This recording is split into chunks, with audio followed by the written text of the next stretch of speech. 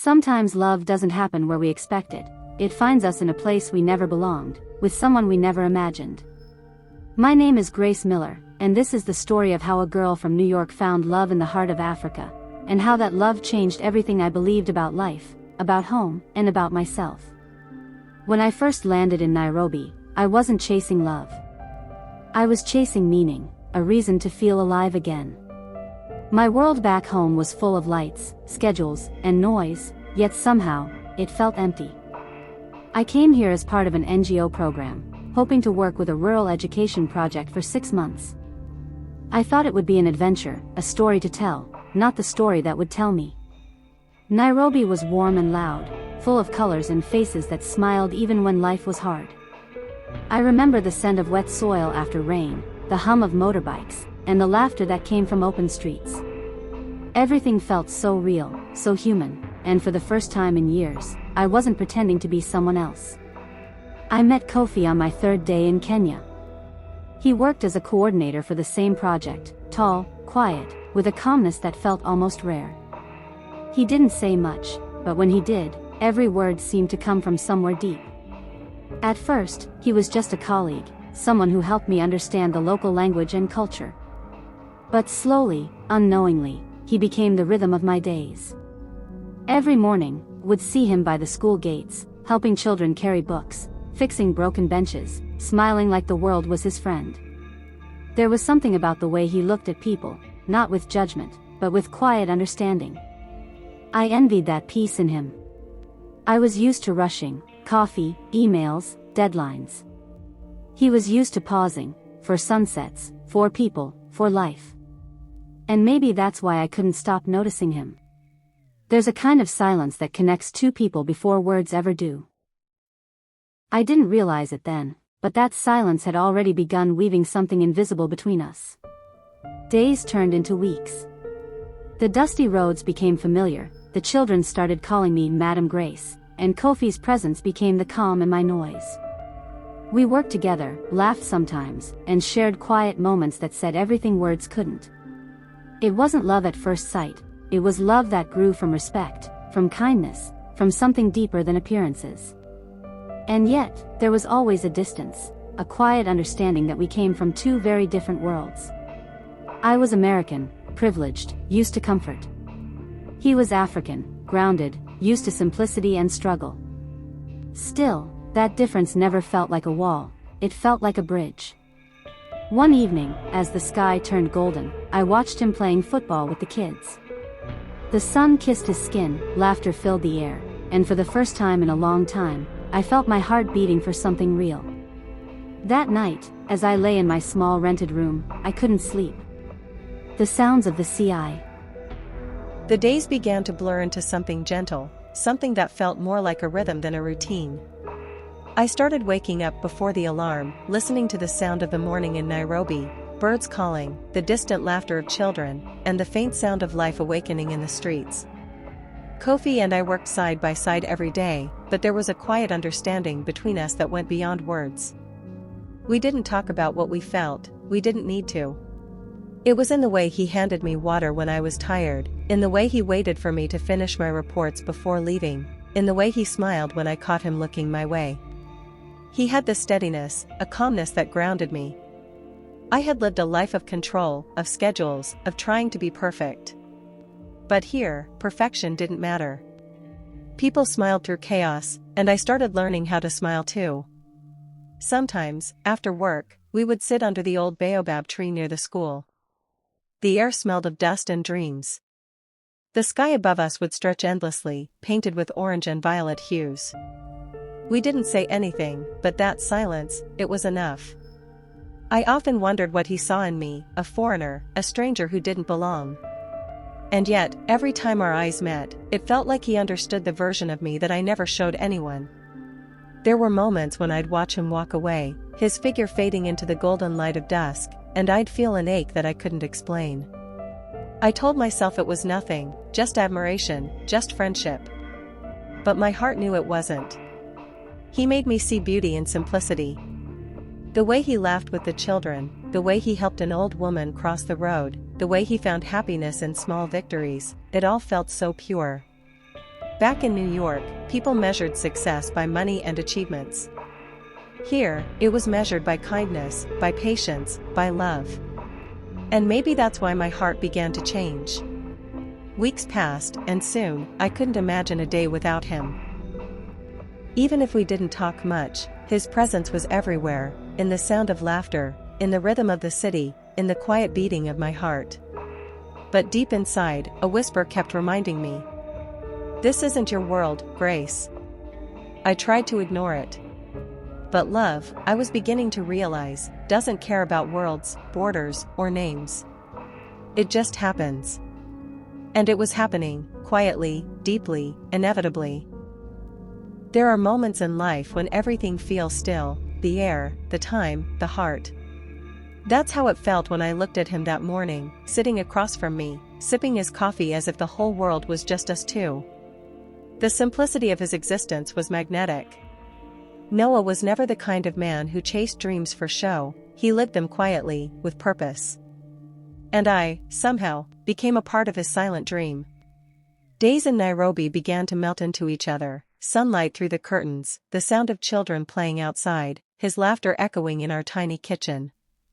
I would often sit by the window, sketching him in my mind, not his face, but his presence, the calm that followed wherever he went. I used to think love was supposed to be loud, chaotic, cinematic. But with him, love was peaceful, still, and deeply human. Yet, sometimes peace hides the storm that's slowly forming. I noticed it first in the way he'd pause before talking, or when his eyes lingered too long on his phone, reading messages that he'd never mention. He had started to change, not in his love, but in his silence. I wanted to ask him, but I didn't want to break the illusion we had built together. One evening, as the city lights flickered like quiet fireflies, I asked him if he was happy. He smiled, that kind of smile people give when they don't have the courage to tell the truth. Of course, he said, and kissed my forehead. But his eyes told a different story, one of worry, of something unspoken growing inside him. Weeks passed, and the distance between us began to feel visible. We were still together, yet I could feel the invisible walls building, one misunderstanding at a time. I would sit next to him and still feel miles apart. Love, I learned, doesn't always fade, sometimes it just changes shape, slipping through the cracks of routine and unspoken words. One afternoon, I saw him standing by the window, staring out at the city. He looked lost, not in thought, but in life. I miss home, he whispered when he finally noticed me watching. My heart sank. It was the first time he had said something that sounded like goodbye. I didn't cry that day. I just watched him, memorizing the way his voice trembled when he spoke, the way his shoulders seemed heavier than usual. Love teaches you many things, but it never teaches you how to prepare for its ending. As the days grew quieter, so did we. He still made me tea in the mornings, still smiled when I left, but it all felt rehearsed, as if we were both holding on to a memory that had already started fading. Sometimes I would walk through the busy streets of Nairobi, watching the people, the markets, the noise, everything alive and breathing, and yet, I felt hollow inside. I had fallen in love with a man whose world was different from mine, and though our hearts had once spoken the same language, life had started to translate it differently.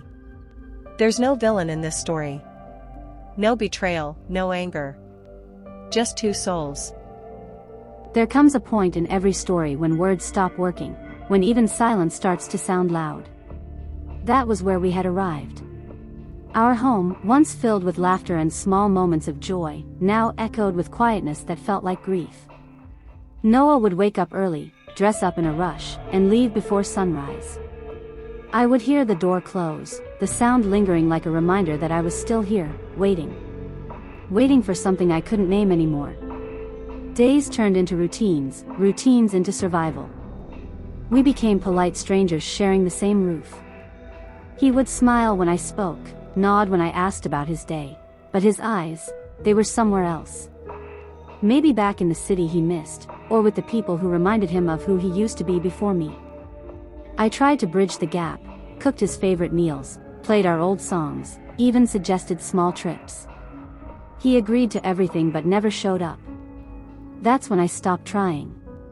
Love, I realized, isn't about holding on with force. It's about knowing when your heart has been quietly released. One afternoon, I sat on the couch staring at the window, watching the clouds roll over the Nairobi skyline. It began to rain, soft and hesitant. I thought of how we used to dance in the rain, laugh until we couldn't breathe. Now, I watched the raindrops slide down the glass like slow tears. I didn't cry, maybe because I had already cried enough in silence. He came home late that night, smelling of rain and city dust. I watched him from across the room. He looked tired, distant, like a shadow of the man I once loved. For a moment, I wanted to walk up to him, touch his hand, ask him to stay, but something stopped me. Sometimes love ends not because it dies, but because it's no longer recognized by the people who created it. The next morning, I found him sitting by the window, his hands clasped, staring outside as if the world beyond that glass was calling his name. He didn't say anything. Neither did I. There are moments when silence is louder than any argument. That was one of them. The city outside was alive, vendors shouting, buses honking, children running in the streets, yet inside, our apartment felt frozen in time. It was then I understood that love can't survive without connection, no matter how deep the roots once were. Every relationship, I think, has a moment that defines its ending, a point where you stop fighting, not because you've given up, but because you've accepted that it's already over. For us, that moment came quietly. It wasn't a fight. It wasn't betrayal. It was just the weight of everything we didn't say. That night, I lay awake listening to the rain again. I remembered his first smile, his voice calling my name, the way his laughter used to fill every corner of my world. And I realized, I was mourning something that was still there, yet already gone. Sometimes, love doesn't break your heart, it empties it. It leaves you standing in the same place, surrounded by the SA. There are things we never say, not because we don't feel them, but because words are too fragile for what the heart carries. After that night of silence, days moved slowly. Nairobi was the same, busy, loud, alive. But inside, my world had turned quiet. The laughter of children in the street, the sound of vendors, even the call to prayer from the nearby mosque, everything reminded me that life was moving forward, just not with me in it. Noah and I still lived under the same roof, but it felt like a house made of glass, transparent yet distant. We could see each other, but the warmth was gone. I began writing letters I never meant to send. It became my way of talking to him without breaking the silence between us. In one of those letters, I wrote, "Do you remember the day we got lost on our way to Karura Forest? You said every wrong turn is a story waiting to be told. Maybe this is ours, the story of two hearts who lost their way back to each other." I folded that letter and placed it inside a wooden box under my bed, the box where I used to keep our old movie tickets, small photos, and that seashell he gave me on our first trip to Mombasa. Each night I added another letter, another piece of me that he'd never read. It was strange, loving someone who was still there but already gone. Some mornings I'd find his coffee mug beside the sink, half full, and I'd just stare at it, not because I missed him, but because I was learning to accept that missing him was all I had left. One afternoon, I walked through Uhuru Park alone. The lake shimmered under the fading sun, couples laughed on the benches, and for a moment, I almost reached for my phone to call him. Then I remembered, love doesn't work like that anymore. You can't call someone who's already gone in spirit. I started writing again that night. Not to him this time, but to myself. Grace, you have to stop waiting for someone to notice the silence you're drowning in. You deserve to breathe again. For the first time in months, I felt a tear fall, not out of pain, but release. Letting go isn't a single act, it's a series of quiet decisions. Every morning you wake up and choose to live without the echo of someone's voice in your heart. One evening, he came home early. The light from the setting sun painted his face in orange and gold. He looked at me for a long moment, not with love, not with anger, but with something softer. Understanding, maybe.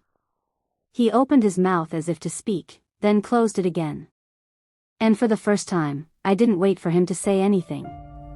I just smiled. A quiet, tired smile.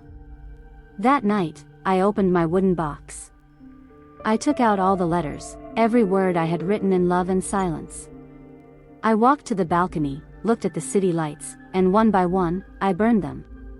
The paper curled, turned to ash, and floated away into the wind like whispers of a past I no longer belonged to. As I watched the last ember fade, I realized something. Love doesn't always. It rained for the first time in weeks. Not the kind of storm that floods the streets of Nairobi, but a soft, tender rain, the kind that makes the earth breathe again. I stood by the window, my fingers tracing the droplets as they slid down the glass.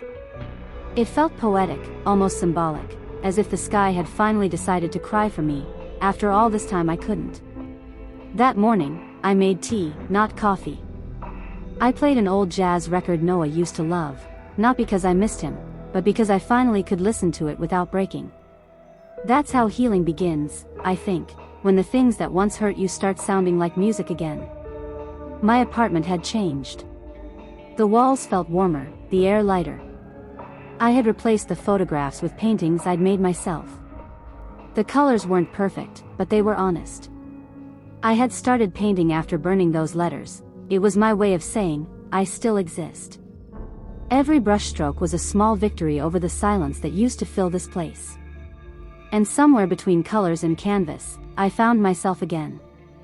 I joined a small art community in the city, mostly people who, like me, were learning to live again after losing something they never thought they'd survive without. There was laughter, coffee, and sometimes, quiet tears. But it was real, and I was part of it. One evening, after the workshop, a stranger stopped by my easel. He was tall, kind-eyed, and curious. He looked at my painting, a woman standing in the rain, smiling, and said softly, "It feels like she's free." I didn't reply. I just smiled. Because he was right. She was free. And maybe, for the first time, so was I. Days passed, then weeks. Life wasn't perfect, but it was mine again. I traveled to the coast, walked barefoot on the wet sand, and let the waves wash away the last traces of my past. The ocean didn't ask questions, it just listened, like an old friend who already knew everything. Sometimes I still thought about Noah. Not with anger, not with longing, but with quiet gratitude. He was a chapter that taught me love, loss, and the strength to start over. Without that ending, I would have never met this new version of myself. One night, while writing in my journal, I realized something. I used to write letters to someone else. But now I write them to the future me. So I wrote, "Dear Grace, if you ever forget how far you've come, remember this, healing didn't happen all at once. It came slowly, like rain after a long drought. You waited for it, you prayed for it. And when it finally came, you stood still and let it fall." I closed my journal, stepped outside, and looked at the city lights. The rain had stopped, but the world still shimmered, as if everything was freshly washed, brand new. And in that quiet, beautiful moment, I whispered to myself, "This is what peace feels like." The story I once thought ended in heartbreak had quietly turned into one of rebirth. And maybe that's all life really is. A series of endings.